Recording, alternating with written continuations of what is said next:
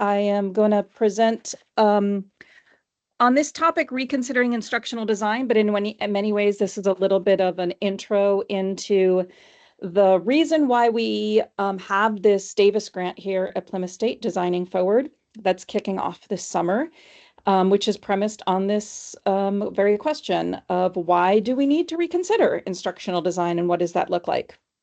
So I'm going to just go through a couple of reasons why maybe our current understanding or not understanding of instructional design is failing us, and things that we need to be thinking about when it comes to the role of instructional design in higher ed.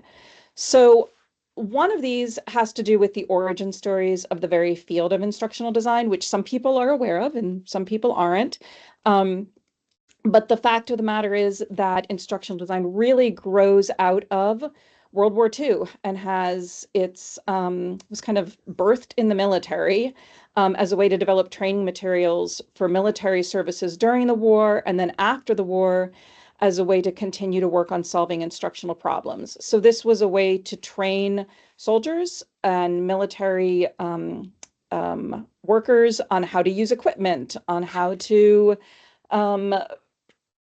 I've never been in the military, so I don't know everything they do, but on how to follow the orders that they need to follow, make sure that things are working on time, make sure things are proceeding as they need to. From there, we really get into post-war in the 50s and 60s, the growth of the field in corporate environments, where it was really focused on this concept of human performance improvement, which may be one of the grossest phrases I've ever heard to describe what learning is.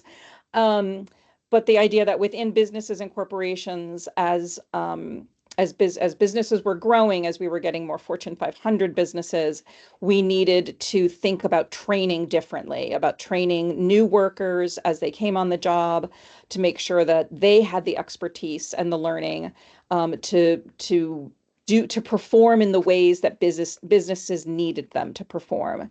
And so I think these origin stories are really important because they tell us a little bit about the values that were baked into the field from the very beginning, really, so focusing on efficiency, on performance improvement, not so much on teaching or pedagogy, even though these very systems have now been adopted in many ways in more traditional educational contexts in schools and in higher education. So the values that come out of this are also really important to dig into. So what are those values? What does that look like?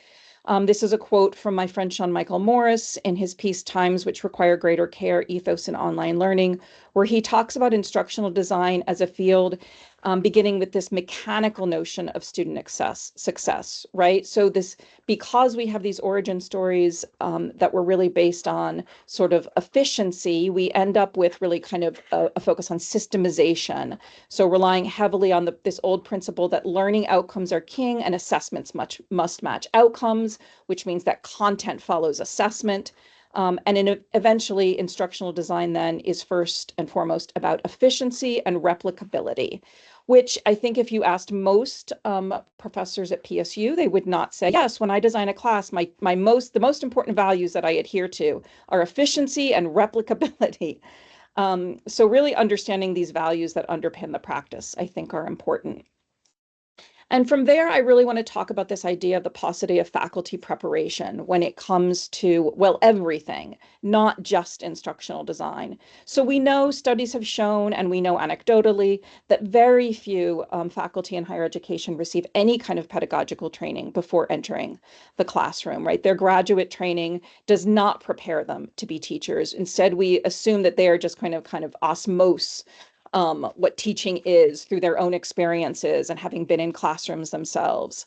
A corollary is that very few receive pedagogical training and almost none receive instructional design training. So even if they have a little bit of preparation in teaching, that doesn't mean that they have ever thought or been asked to think or been given opportunities to think about what it means to design for education. The instructional design training that faculty do receive these days is almost always in service to when they're teaching online. Right. So instructional designers, in fact, within higher education, very often their jobs are focused not on working with faculty in traditional face-to-face contexts, but in helping faculty to translate traditional classes into online contexts. And as a corollary to that, I think it's important to point out that instructional design as a field loves technology. It loves digital, it loves online, because technology speaks the language of systems, of organization, of replicability, and of standardization. So all of these practices and values that are baked into ID from the start really find a place, find a home once we start talking about designing digital environments for education. And finally, there's virtually no conversation in higher education about instructional design outside of online. And talking more holistically about design practices that align with our values as teachers. And finally, this is something that I always like to say to people when I'm talking about this in workshops, which is that design happens whether we acknowledge it or not.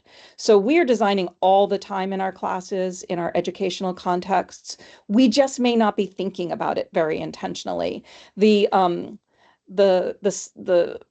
analogy that I like to draw sometimes is if you're thinking about your house, if you're thinking about you buy a new house and you go into your living room and you're deciding how to arrange your furniture and you're putting things in different places and you're doing that based on some inkling in your head of how that room is going to get used. You are in essence doing interior design.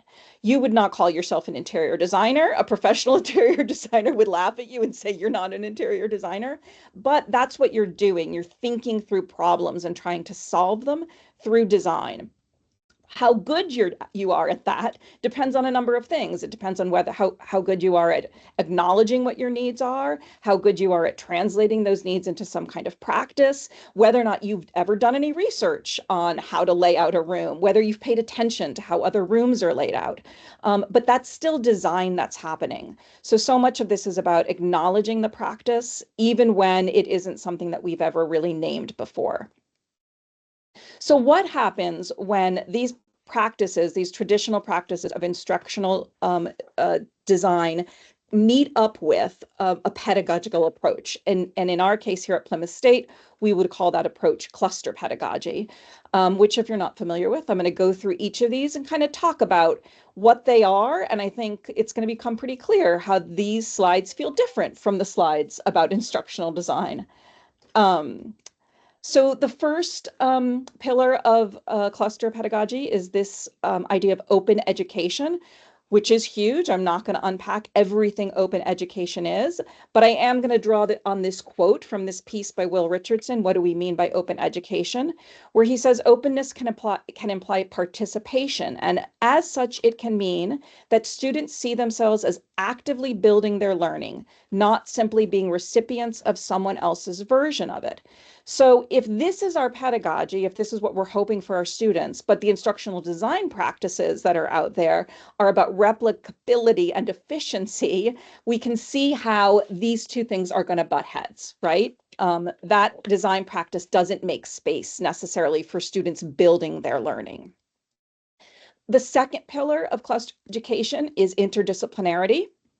And this is a quote actually from This is from Matt Cheney right here, our director of interdisciplinarity at Plymouth State, from a piece that he wrote called Disciplined Making, where he says, whatever we think of as our home discipline is a bounded identity, a cell, but one with semi-permeable membranes. And interdisciplinary exists in the way the membranes between cells allow exchange, growth, and transformation. So this is the idea that our students are bringing different interdisciplinary perspectives to our classrooms. And in doing that, these unpredictable exchanges and transformations happen. Again, this is not the language of replicability and efficiency and standardization. This is a different kind of language and a different set of values. And finally, this last pillar, project-based learning. And this is a quote from our own Scott Kuykendall from a piece that he wrote for a volume for the first Davis grant where he was talking about incorporating project-based learning into his own teaching. And Scott says, PBL is a demanding experience for students and instructors alike. Students not only seek out information and skills, they participate in deciding which knowledge and skills the project calls for, and then discover how to apply those knowledge and skills to the problem. Again, we're looking at pedagogical practices that value emergence, that value knowledge sharing, that value unpredictability, and how do we then design using traditional instructional design for these kinds of educational experiences? I would say that's virtually impossible. This is a slide from a presentation we did at Jan Jam that my colleague Hannah Mallon put together that really outlines these tensions. So in traditional instructional design, we have focuses on systems and processes and structures. In cluster learning, we focus on community emergence, flexibility, and collaboration. Traditional ID solves instructional challenges through design. Cluster learning is about an emphasis on intentionality. In traditional ID, we align goals, assessment, and learning experiences in this very kind of linear, systemic approach. In cluster learning, however, we want to empower students to question and subvert traditional classroom hierarchies and rethink those structures and build new structures. And finally, in traditional ID, it's often divorced from actual instruction, content, or discipline because we are just obsessed with technology as sort of the delivery mechanism. In cluster learning, we're empowering students to be active participants in their learning and in the world. So on both sides of this equation, you can see that there's not an equal sign sitting between these two things. I would say this is a does not equal. And this is the tension that we're really trying to address with this, which is our grant, Designing Forward, Reimagining Instructional Design for Cluster Learning. This kicks off this summer. It's a 3-year grant through the funding from the Davis Foundation that's really going to investigate the intersection of instructional design and cluster learning. The first year kicks off this summer. The deadline is in late April for faculty at PSU who would like to apply.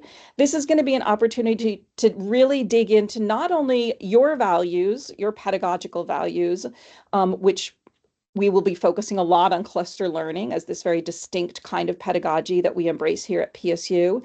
Not only naming those values, but then really thinking about how do I enact those values in all different kinds of learning environments? How do I think about them from a single assignment or a single assessment up to designing entire curricula or programs?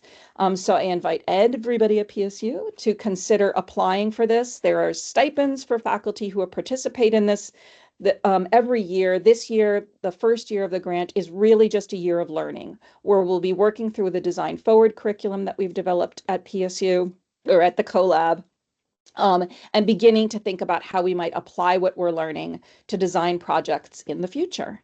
And with that, I'm going to go ahead and stop sharing and stop recording. And thank you for being with me today. So thank you. I appreciate it. And one of my